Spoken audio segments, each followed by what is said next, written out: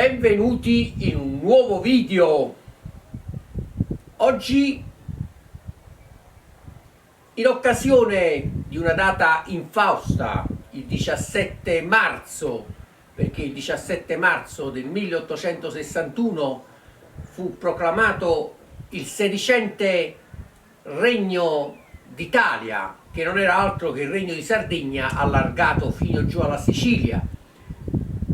Fu proclamata praticamente e legalizzata, secondo le leggi fraudolente del Regno di Sardegna, questa Italia, unità d'Italia fraudolenta, e sono passati 160 anni, i 160 anni peggiori della nostra storia. E oggi voglio parlare di una branca fetiente. Eccolo qui, questo è un opuscolo, scritto dal compianto Gabriele Marzocco, e voglio parlare un po' della genesi di questo libro e dopo poi leggerò anche la prefazione del libro. Allora, questo libro nacque mentre stavamo andando in pellegrinaggio a Monte Sant'Angelo, nella grotta consacrata da San Michele Arcangelo. Eravamo io, Gabriele Marzocco e Edoardo Spagnuolo, eravamo in macchina in viaggio e parlavamo di varie cose, tra cui proposi l'idea di scrivere degli articoli che parlavano di Garibaldi, di Cavour, di Mazzini e di Vittorio Emanuele II, e di parlare, di fare gli articoli dicendo che gente schifosa era, che fetiente era sta gente. Nel parlare si proposi anche di chiamarla una franca fetiente, cioè fare 4 articoli, 4 numeri di nazione napoletana e chiamarla franca fetiente.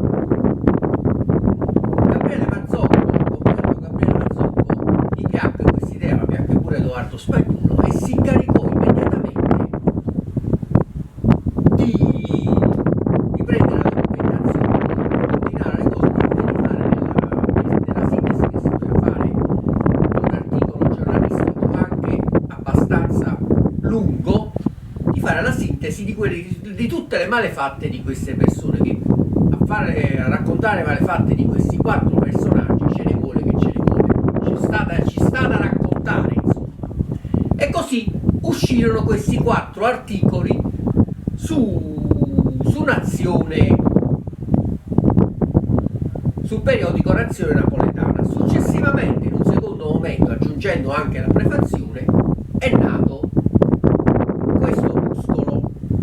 E chi ce l'ha? Un opuscolo raro, ma un vademecum breve di chi sono i 4 fetient, la branca fetient, quelli che praticamente hanno fatto questa Italia.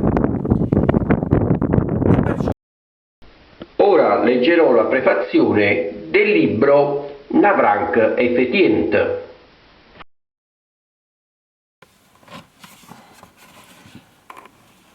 Allora, mostro la copertina del libro perché penso che prima da lontano non si è vista bene. Eccola qui, è stata pubblicata da Gabriele Marzocco. Andiamo avanti. È stata fatta l'edizione Nazione Napoletana, il numero di copie non è che sia stato molto ampio. Allora, introduzione. Stanno tentando in tutti i modi di tenere in vita l'agonizzante leggenda del risorgimento, tra virgolette, usando tricolori, inni di mameli, come inutili medicine per un malato comatoso. Noi non ci lasciamo commuovere. Del risorgimento non c'è proprio nulla da salvare. Per la finalità che si prefiggeva, asservire i popoli d'Italia alla politica accentratrice dei piemontesi. Per le modalità in cui si è realizzato guerre di aggressione, bombardamenti spietati, massacri crudeli, leggi speciali, tribunali militari, fucilazioni senza processo, plebisciti truffaldini, per i personaggi che l'hanno realizzato, che ci sono falsamente presentati come eroici, padri della patria, tra virgolette: Garibaldi, Onsallanut, Vittorio Emanuele II, o Re Cafone, Cavour o un famone, Mazzini o terrorista. Ma le opere di iniquità non durano in eterno. Questa è una citazione di Francesco II, questo non sta scritto nella prefazione, lo dico io. Ed eccoci a ricordare di che pasta erano fatti i quattro fetient, artefici del risorgimento, i cosiddetti padri della patria, sempre tra virgolette, non certo della nostra. Il presidente Ciampi ci ha fatto una testa così, una capa tant, dovremmo dire in napoletano, con le sue esaltazioni del risorgimento, sempre tra virgolette, avvenimento fondante dell'Italia unita, tra virgolette. Gli italiani, secondo lui, dovrebbero essere eternamente riconoscenti ai padri fondatori per quello che ci hanno fatto. E infatti viviamo nella migliore delle Italie possibili. Sarebbe come pretendere che l'ammazzato sia eternamente riconoscente al suo assassino. Al di là della retorica sul patriottismo e tricolori che garrivano al vento, c'è il dato di fatto che l'Italia è stata unita a spese del Sud. Nel regno delle due Sicilie non eravamo schiavi di un regime dispotico, negazione di Dio eretta a sistema. Non vivavamo nell'ignoranza, nella miseria e nella arretratezza economica. Prima che i conquistatori piemontesi rotolassero giù dai monti sulle nostre terre, avevamo una pubblica amministrazione decorosa, una magistratura indipendente, un governo che soddisfaceva i bisogni di una popolazione passata dai 7.754.000 abitanti del 1831 ai 9.256.000 abitanti del 1859. Segno indubbio di prosperità crescente e fiducia nel futuro. Prima di essere rigenerati, tra virgolette, da sti quattro fetient, vantavamo molteplici primati. Il primo ponte in ferro in Italia, sul fiume Calore, 1835. La prima città d'Italia illuminata a gas, Napoli, 1837. La prima linea ferroviaria d'Italia, la Napoli-Portici, 3 ottobre 1839. Il primo stabilimento meccanico d'Italia, il Regio Opificio Meccanico e Pirotecnico di Pietrassa, 1840. La prima flotta mercantile e militare d'Italia, il sistema bancario più florido ed i livelli di mortalità infantili più bassi d'Italia. E potrei continuare a lungo, ma non è questa la sede per farlo. Nel regno delle due Sicilie si era avviato uno sviluppo industriale che ci poneva al primo posto tra gli stati della penisola. E si sa che l'agricoltura e l'artigianato del sud erano a livelli di tutto rispetto, anche se ovviamente lo sviluppo non era ovunque equamente distribuito. Quanto alla situazione finanziaria, il disavanzo del regno delle due Sicilie nel 1860 era molto lieve e in gran parte dovuto agli avvenimenti militari causati dall'aggressione garibaldina. Il debito pubblico del Piemonte dal 1848 al 1859 ammontava invece alla cifra di 928 milioni di lire, qualcosa come 120.000 miliardi delle nostre vecchie lire, e nel 1860 a Torino aumentava il suo debito di altri 150 milioni di lire. Il Magnifico, nel senso che magnava e faceva magnare Garibaldi, dopo aver messo le mani sui depositi del Banco di Sicilia e del Banco di Napoli, nel solo ottobre del 1860 dilapidò 11 milioni di ducati in regalie ai fuoriusciti della camorra. Da quel salasso e dai successivi che ci hanno portato a perdere un solito tessuto economico e creditizio, non ci siamo più ripresi.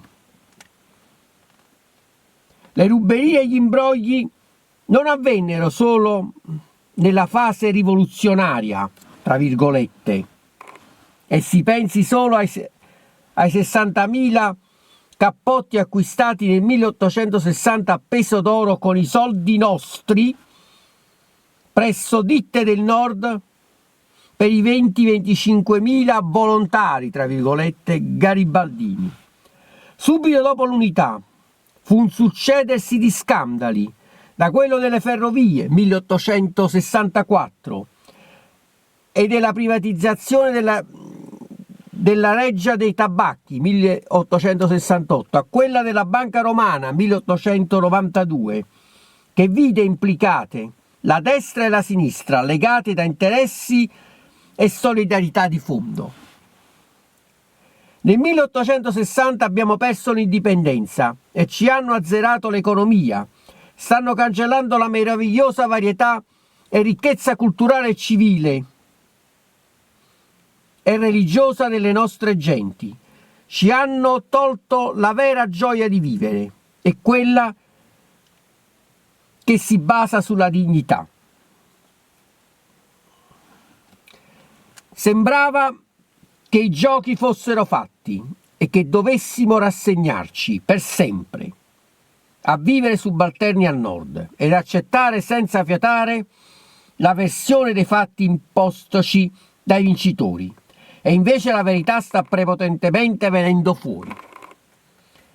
Qualche anno fa i professori Alessandro Galante Garrone, Nicola Tranfaglia, Giuseppe Galasso, Massimo Salvatori, di fronte al fenomeno della denigrazione del Risorgimento, invece di controbattere con ricerche, libri e idee valide alle verità che sempre vengono rivelate ed affermate, gridarono la provocazione, inaccettabile per l'Italia civile, tra virgolette, invece di maledire gli studiosi che stanno facendo venire alla luce verità nascoste, fra le tante l'esistenza di campi di concentramento per i militari delle due Sicilie, ai quali era stato promesso il ritorno a casa.